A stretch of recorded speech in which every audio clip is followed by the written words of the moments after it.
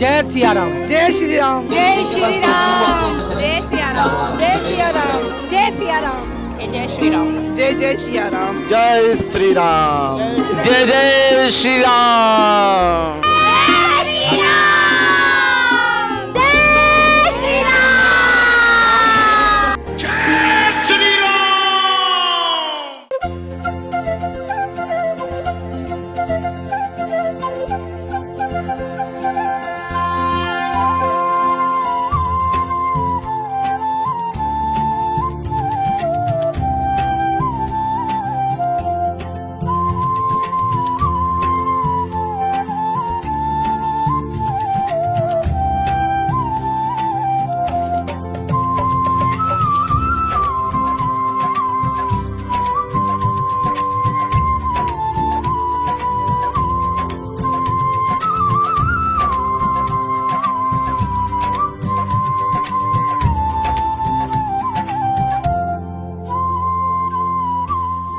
लगता है भगवान धीरे धीरे आगे जा रहे हैं, शबरी कीर्तन गा रहे हैं, सीताराम सीताराम सीताराम सीताराम। जैसे ही भगवान शबरी देवी के द्वार पर पहुंचे और माँ शबरी देख कर निहारने लगी और देखते देखते देखते देखते इतनी भाव विभोर हो गई, इतनी भाव विभोर हो गई। गोस्वामी जी कहते हैं शबरी देवी को अलग से एक बाल्टी पानी, एक जग पानी लाने की आवश्यकता नहीं पड़ी थी। जीवन का जो लंबा समय बीता है ना, जिस विरह के अंदर अपने आंसू को जमा कर रही थी ना, वो आंसू इतने जमा कर लिए, इतने जमा कर लिए कि भगवान राम के चरणों को अपनी आंखों से धो दिया। अपने आंखों के आंसू से मां शबरी ने भगवान राम के चरणों को धो दिया और विलाप कर रहे हैं। यहाँ पर बहुत सारा विलाप लिखा गया है, लेकिन समय हो गया है क्योंकि बहुत सारी विकारियां हैं। इतना विलाप कर रही है, इतना विलाप कर रही है। भगवान राम कह रहे अब तो मैं आ गया हूँ ना। भगवान बहुत लंबे समय बाद आया, चरणों को धो दिया आंसू से। गोस्वामी जी यहाँ लिखते हैं कि आप रामचरितमानस शुरू से आज तक 3 साल से 1700 क्वार्टर में सुन रहे हो। पहले साल बाल कांड, दूसरा साल अयोध्या कांड, तीसरा साल केवल अरण्य कांड के ऊपर चर्चा हुई। कहीं पर भी भगवान को भूख नहीं लगी है, किसी से भी कंद मूल फल नहीं मांगे है। शबरी के आश्रम में आते ही भगवान कह रहे हैं माई भूख लगी है, भोजन दो खाने के लिए। भाव ग्रही जनार्दना। भगवान किसके भूखे हैं? भाव के। एक कवि ने बहुत सुंदर गाया, झूठे फल सबरी के खाए, झूठे फल सबरी के खाए, बहुविधि भोग लगाई, सबसे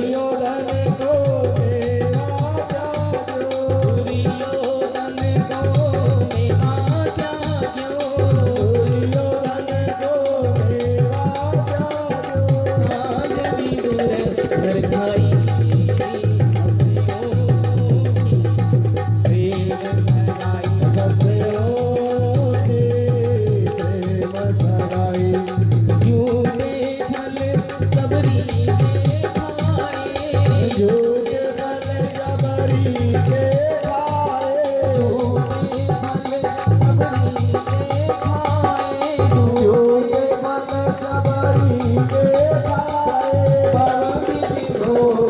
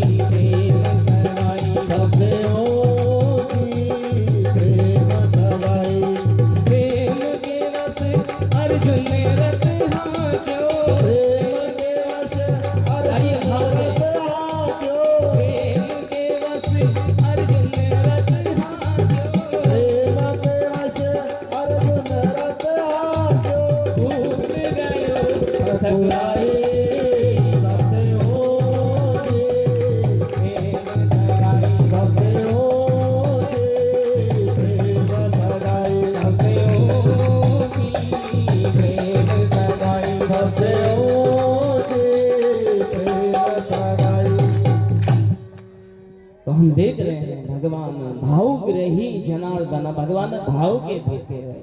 उन्हें ये सारी बात बताना और वो भी तुम्हें बात बताएंगे और उस कारण आपको आपकी भार्या का पता मिल जाएगा, अर्थात जानकी का। उस समय आचार्यगण कहते हैं और गोस्वामी तुलसीदास जी कहते हैं कि उसी समय मां शबरी ने अपने देह को त्यागा है और उनके अंदर से एक ज्योति निकली है।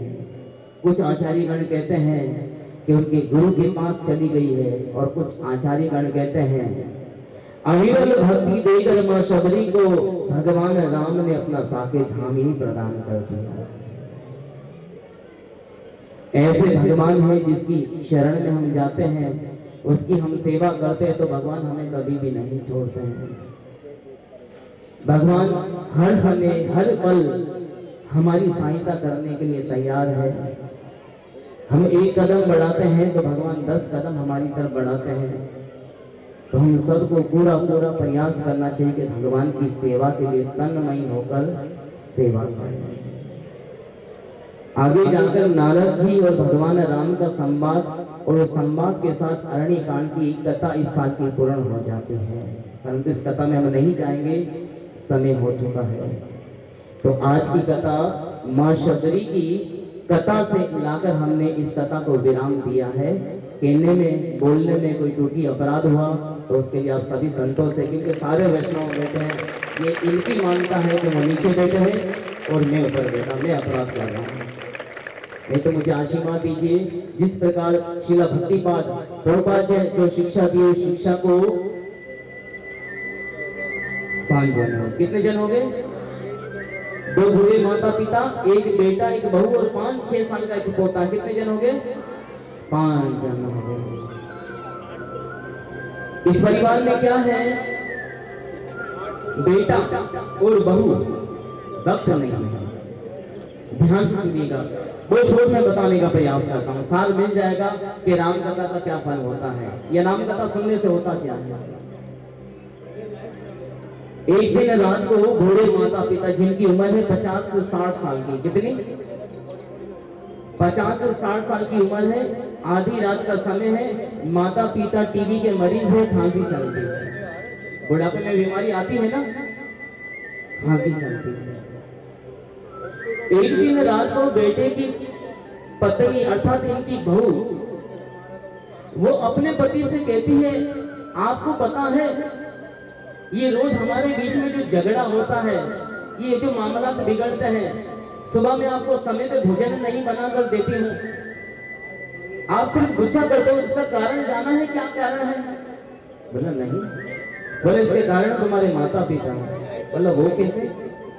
देखो रात का समय है, तुम्हारे माता पिता बराबर वाले कमरे में खांसते हैं, उनकी खांसी की आवाज मेरे कानों में जाती है और इस कारण रात को मेरी नींद पूरी नहीं होती है, इस वजह से मैं सुबह लेट होती हूँ। तो वो पत्नी अपने पति से कहती कि मैं ऐसा सोच रही हूँ कि तुम्हारे माता पिता को आप वृद्धाश्रम में छोड़ के आओ। वृद्धाश्रम समझते हो ना? वृद्धा मतलब बूढ़े, आश्रम मतलब बूढ़े लोगों का रहने का आश्रम। तो आप अपने माता पिता को वृद्धाश्रम छोड़ के आओ, हर महीने मिलने जाएंगे, खर्चा देंगे और जब जाएंगे तो उनका फेवरेट डिश बनाकर ले जाएंगे। अब वो मूर्ख पति को ये पता नहीं कि मेरी पत्नी मेरे बूढ़े माता पिता को घर से निकालने की बात हो रही है। अपनी पत्नी से कहता है कि कल सुबह मैं पिताजी से बात कर लूंगा। पत्नी कहती है कल सुबह बहुत दूर की बात है, पिताजी जाग रहे हैं, जाओ बात करो, सुबह लेट हो जाओगे। ऐसा मूर्ख पुत्र आधी रात को अपने बूढ़े पिता जो टीबी का मरीज है, जिसकी उम्र 50 से 60 साल की है, घर में लाइट नहीं होती थी, लालटेन होती, उस जमाने की बात है, कहने लगा पिताजी मैं आपके लिए कुछ सोच रहा हूँ। क्या सोच रहे हो? इतना समय बीत गया कभी सोचा नहीं, आज सोच रहे हो? क्या सोच रहे हो? पिताजी मैं आपके लिए सोच रहा हूँ कि सारा दिन मैं काम पर होता हूँ ऑफिस में, आपकी बहू घर का काम करती है, पोता स्कूल में होता है, सारा दिन आप लोग बोर हो जाते हैं। अच्छा तो फिर क्या करें? पिताजी मैं सोच रहा हूँ आपको वृद्धाश्रम छोड़ कर आओ। कहाँ छोड़ के आऊँ? वृद्धाश्रम, वृद्धाश्रम का मतलब ये होता है कि बूढ़े माता पिता को घर से निकालने की बात हो रही है। बूढ़ा बाप जवान बेटा बातचीत कर रहे हैं, इतनी देर में बूढ़ी माँ की आंख खुल गई। माँ उठते ही पूछ रही है क्या बात चल रही है बाप बेटे के बीच में। बूढ़ा बेटा कहता है ये तेरा पुत्र अब हमें इस उम्र के अंदर वृद्धाश्रम छोड़कर आएगा, वृद्धाश्रम यानी कि घर से निकालेगा। जब वो बूढ़ी माँ 50-60 साल की माँ ने जब ये सुना ना कि मेरा ही बेटा मुझे घर से निकालने की बात कर रहा है, तो उस समय उस बूढ़ी माँ की आंखों से 4-4 लकीरों से आंसू गिर। हम तो जब रोते ना तो एक धारा बेटी है, उस बूढ़ी माँ की आंखों से 4-4 धाराएं बह रही है, रो रही है। अरे जिस पुत्र को पाल पोस कर बड़ा किया है, जिसको सूखे पे सुलाया है गीले पे मैं सोई हूँ, जिसके कारण देवर जेठ ननंद देवर जेठानी सबसे झगड़ी हूँ, केवल इससे प्यार किया, वो मुझे आज आधी रात को कह रहा है कि घर से निकालने की बात। बूढ़ी मां रो रही है। पिता कहने लगा, उस लड़के का पिता कहने लगा अब रोने से कोई फायदा नहीं है। जब अपनी संतान ने ये बोल दिया ना कि घर से निकल जाओ, तो फिर रोने का कोई फायदा नहीं है। वो कहते हैं कि जब कोई बाहर से हमें कुछ कह देता है, दो बात सुना देता है या एक दो चमाट मार देता है, एक आधे घंटे के बाद भूल जाते। जब अपने परिवार में से कोई एक अल्फाज कह देता है ना, जीवन भर भराया नहीं जाता है, वो घाव भरा नहीं जाता है। बूढ़ा पति अपनी पत्नी से कहता है अब रोने से कोई फायदा नहीं। अपने बेटे से कहता है बेटा बता कब हमको घर से निकाल रहा है, कब हमको वृद्धाश्रम छोड़ के आ रहा है। रात का 12 बजे का समय है। भक्तों और माताओं, उस जमाने में लाइट नहीं होती थी। मनुष्य तो मनुष्य, रोड के ऊपर कोई पशु कुत्ता भी नहीं नजर आता। उस रात को अपने पिता से बात कर रहा है। पिताजी ने कहा कब छोड़ के आ रहा बेटा? पिताजी कल ही सुबह छोड़ कर आ रहा हूँ। पिताजी ने कहा नहीं बेटा, तेरे मुंह से ये जो अल्फाज निकला है ना, तलवार की धार से भी ज्यादा मेरे हृदय को काट रहा है। इस समय एक मर्तबा तलवार की धार हो सकता धीरे चले, उससे भी 1000 गुना ज्यादा तुमने जो बोला ना, वो धार मेरे हृदय को काट रही है। कल सुबह बहुत दूर की बात है बेटा, अभी लेकर चल। मूर्ख बेटा कहता है जो आ गया पिताजी, अभी चलते हैं। अच्छा, इनके बीच में वो 5-6 साल का पोता भी खड़ा है, वो भी उठकर आ गया है। इसने अपने बेटे से कहा बेटा तेरी अलमारी के अंदर, बूढ़ा पिता कह रहा है बेटा तेरी अलमारी के अंदर मेरी बरसों पुरानी शॉल पड़ी है। समय नहीं है कि इस कथा को मैं लंबा करूं। पिता कह रहा बरसों पुरानी शॉल, यानी कि बूढ़े पिता को आज की जनरेशन, नई नस्ल मानो पिता को शॉल भी नहीं लाकर देती होगी। वो कह रहे तेरी अलमारी में बरसों पुरानी शॉल पड़ी, लाकर दो। उसने अपने बेटे से कहा, अर्थात इस बूढ़े पिता के पोते से कहा। इसने अपने पुत्र से कहा, उसने अपने पुत्र से कहा बेटा जाओ मेरी अलमारी में दादाजी की शॉल लेकर आओ। वो 5-6 साल का पोता अपने पिता के रूम में गया, अलमारी को खोला, दादाजी की शॉल निकाली और नीचे से ड्रॉ खोला, सीजर कैंची निकाली, साल के भी 2 टुकड़े करके। अब सोचो वो टीबी का मरीज है, ठंडी का समय है, बाप घर से निकाल रहा है, बेटा दादा की शाल के भी 2 टुकड़े कर रहा है। कथा कहने और सुनने में ऐसे सिंपल लगती है, भगवान ना करे जिन बूढ़े माता पिता के जीवन में ऐसी दुखद स्थिति आती है ना, उनको पता चलता कि दुख होता क्या है। ये दादा की शॉल लेने गया, अलमारी को खोला, कैंची से काट दिया, 2 टुकड़े कर दिए। घर के बाहर आया, शाल के 2 टुकड़े को, एक टुकड़े को पीछे रखा और एक टुकड़ा लाकर अपने पिताजी के हाथ में दे दिया। उसने अपने पिता को लेकर वो शॉल का टुकड़ा दिया है। पिताजी ने देखा शॉल कैसे छोटी हो गई, कंधे पे डाला और पिताजी को लेकर जाने लगा। जैसे ही दादाजी एक कदम आगे बढ़ाए, वो 5-6 साल का पोता पीछे वाला हाथ आगे करता है, उसका पिता और दादा दोनों देखकर हैरान, अरे ये क्या हो रहा है? अपने बेटे से कहता, बेटा तूने दादाजी की शाल के 2 टुकड़े क्यों कर दिए? वो 5-6 साल का पोता क्या कहता है, पिताजी मैं अभी छोटा हूं, प्रकृति का नियम ऐसा है कि कोई भी बात 1 साल 2 साल 5 साल 10 साल में भूल जाते हैं, मैं भूल ना जाऊं इस साल के टुकड़े को संभाल के रखूंगा। क्यों संभाल के रखोगे? पिताजी धीरे धीरे धीरे, आज मैं 5-6 साल का हूं ना, जब मैं 20 साल का हो जाऊंगा ना, आप मेरे लिए लड़की ढूंढोगे ना, मेरा विवाह कराओगे ना, मेरी पत्नी आएगी ना, आधी रात को मुझे कहेंगे कि अपने बाप को घर से बाहर निकालो, ये शाल का टुकड़ा आपके हाथ में देकर आपको घर से बाहर निकालो। ये क्या कह रहा है मेरा बेटा? 5-6 साल का बेटा ये कह क्या रहा है? आचार्य गण कहते हैं कि वो माता पिता के आंखों से 4 धारा बह रही थी आंसुओं की। जब अपनी संतान ने कहा तो अपनी आंखों से 8-8 झारा बहने लगी, रोने लगा, और इतना रोने लगा मेरा बेटा क्या रहा है? तुरंत जो पिता को टुकड़ा दिया वो छीना और छीन कर नीचे फेंका, और बूढ़े माता पिता के चरणों में वो बेटा और बहू जाकर चरणों में गिर गए। क्षमा कीजिए पिताजी, क्षमा कीजिए माताजी। पिताजी क्या हो गया बेटा? अभी तो घर से निकाल रहा था, ये इतना परिवर्तन क्यों आ गया? इतना कठोर बना हुआ था, आधी रात को निकाल रहा था, ये एक ही। पिताजी घायल की गति घायल जानता, ये मेरा बेटा क्या कह रहा है? इसकी पत्नी आएगी 20 साल में, लेकिन वो घाव अभी से फील हो रहा है, तुम तो अभी से निकाल देते।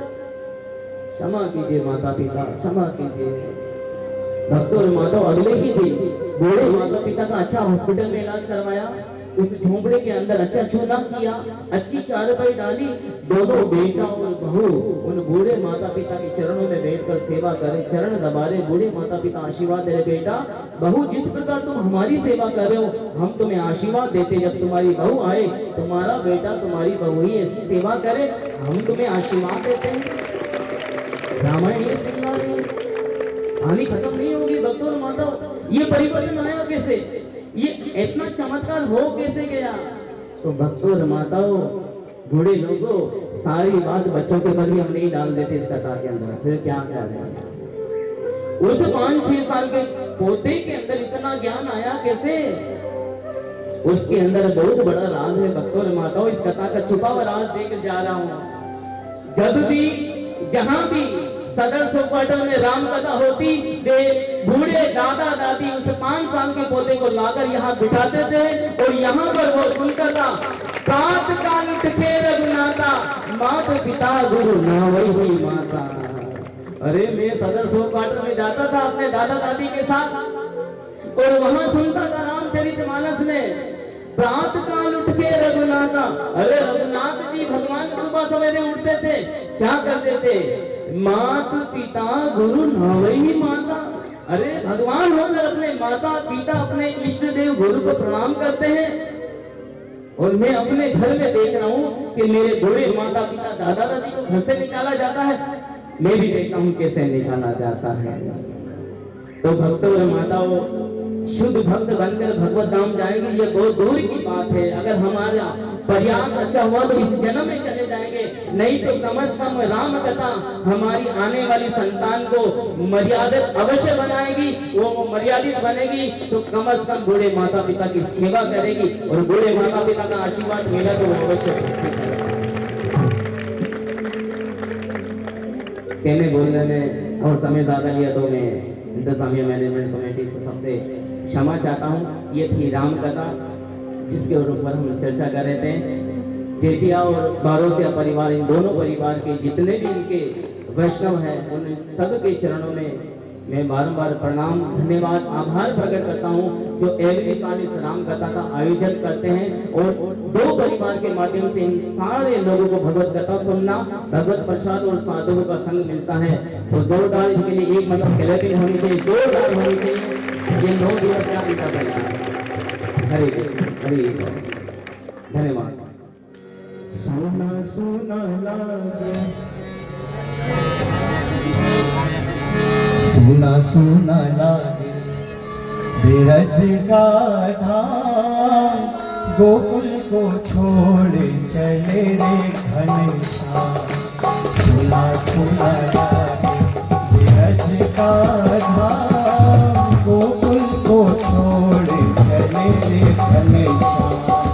सुना सुना लागे बिरज का धाम, गोकुल को छोड़ चले रे घनश्याम।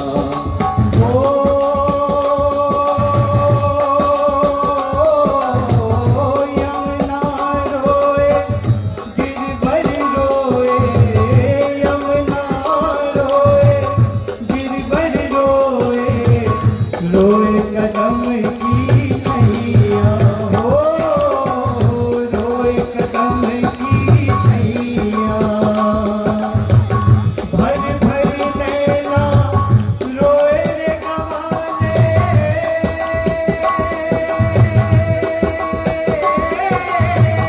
भर भर नैना रोए रे गवाले, रोए बिरज की गैया।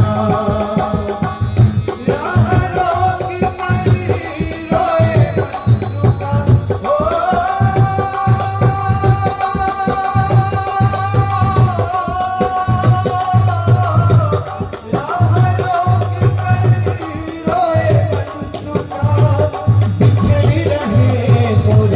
श्याम रे।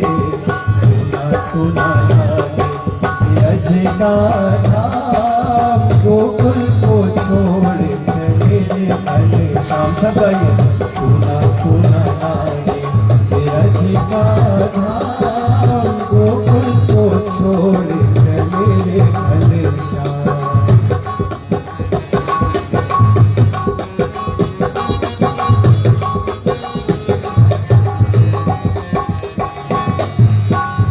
बोल सके ना घर के पंछी, असुवन से भरे नैना हो, असुवन से भरे नैना। बोल सके ना घर के पंछी, असुवन से भरे नैना हो, असुवन से भरे नैना। आजा कान्हा, आजा कान्हा, आजा कान्हा, आजा कान्हा, आजा कान्हा, आजा कान्हा। तू कह पिंजरे की मैना,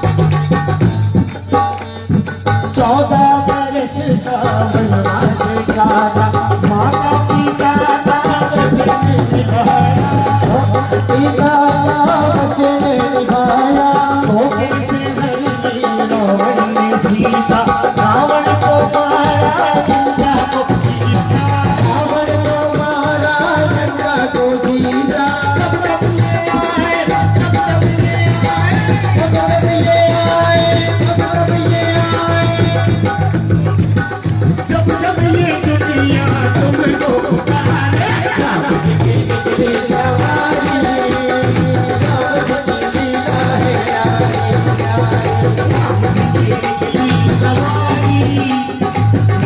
की लीला है न्यारी। एक तरफ लक्ष्मण एक तरफ सीता, बीच में जगत के बालक नारी। राम जी की निकली सवारी, ओ राम जी की लीला है न्यारी। राम जी की निकली सवारी, राम जी की लीला है न्यारी। राम जी की निकली सवारी, राम जी की लीला है न्यारी। राम जी की निकली सवारी, राम जी की लीला है न्यारी।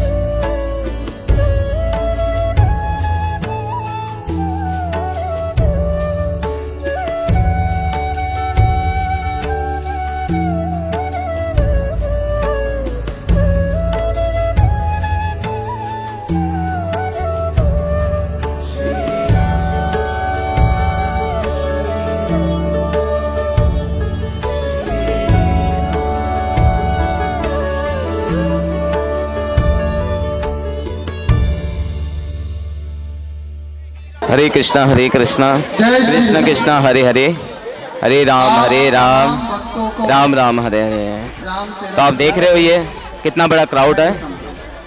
ये एवरी साल जैदिया परिवार, बारोसिया परिवार, ये दोनों परिवार मिलके इस राम कथा को लीड करते हैं। तो इस प्लेटफॉर्म से हम एक मैसेज देना चाह रहे हैं कि इस वक्त पाकिस्तान कराची या पूरी दुनिया के अंदर लोगों के अंदर मर्यादा शिक्षा की बहुत कमी है।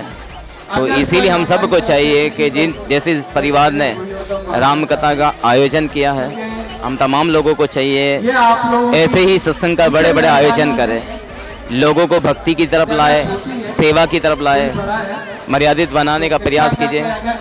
क्योंकि साधुओं वैष्णव के संग किए बगैर कोई मर्यादित नहीं बन सकता, कोई आज्ञाकारी नहीं बन सकता, भगवान की भक्ति भी नहीं कर सकता।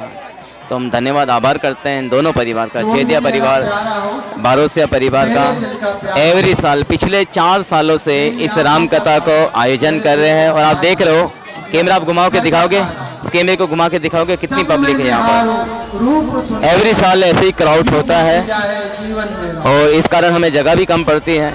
तो हम भगवान से प्रार्थना करते हैं कि इनको जगह थोड़ी और बढ़ा के दे दे, या फिर ऐसा कोई आयोजन हो जाए जिससे ये लोग भी सफल से सेवा कर सके और भी लोग जुड़ सकते हैं। तो धन्यवाद करते हैं आपका भी और इन दोनों परिवार का, और तमाम जितने भी वैष्णव लोग आए उनका भी धन्यवाद आभार प्रकट करते हैं कि अमूल्य समय निकाल के इस राम कथा के लिए आते हैं। धन्यवाद। हरे कृष्णा, हरि बोल।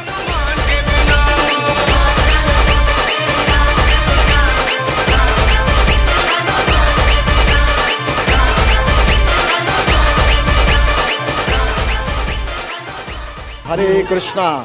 आज हम आपको बताते हुए बहुत खुशी हो रही है कि हम सदर 100 क्वार्टर में एक बहुत सुंदर राम सेना नाम से भक्त लोग हैं जो प्रभु श्री राम के भक्त हैं, और वो सदर 100 क्वार्टर के अंदर हर साल 9 दिन की राम कथा का आयोजन करते हैं। आज हम उसी 9 दिवस के आखिरी दिवस पर जमा हुए हैं और इन दोनों परिवारों ने, एक तो जैदिया परिवार और एक बारोसिया परिवारों ने, उन्होंने बहुत भरपूर मेहनत के साथ, प्रयास के साथ, प्रभु श्री राम की कृपा के साथ उन्होंने इस राम कथा का आयोजन किया है। और यहाँ पर बहुत सुंदर भक्त लोगों का जनाब मेला लगा हुआ है, राम कथा हुई है और भक्तों का प्रभु श्री राम का आशीर्वाद प्राप्त करने के लिए बहुत सारे लोग रहे हैं। तो हम इन सारे दोनों परिवारों का बहुत बहुत दिल से धन्यवाद करते हैं और प्रभु श्री राम से प्रार्थना करते हैं कि वो इन्हें सदैव अपने चरणों में भक्ति प्रदान करे। जय श्री राम।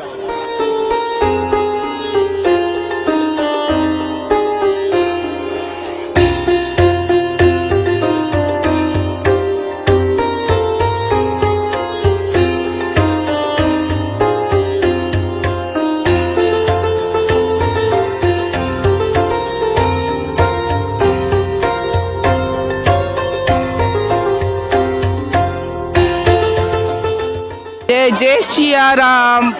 बहुत बहुत आनंद आया, कथाएं सुन के बहुत आनंद आया। मैं इन भक्तों को बहुत दंडवत प्रणाम करती हूँ कि कलयुग के युग में हमें ये सुन के और अपनी इंद्रियों को वश में कर सकते। और राम जी की कथाएं तो राम जी की है। बस जय जय सिया राम।